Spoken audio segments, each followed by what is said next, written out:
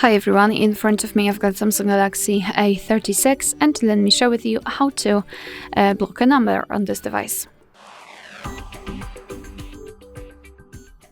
So let's begin with opening your contact list. I'll show you two different ways of blocking the number. Let's find the contact you'd like to block and then tap on this info icon.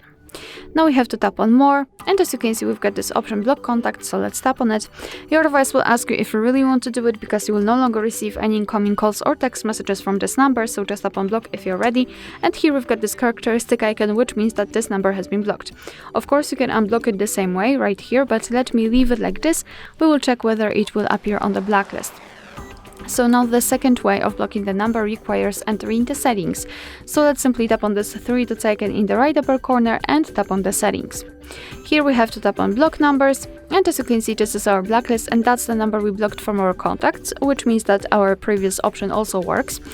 Here of course you can tap on contacts and recents and enter the list and for example mark 2 or 3 contacts in a row, so you don't have to do it one by one, or you can add a phone number here manually, simply like that, so you do not have to have it saved.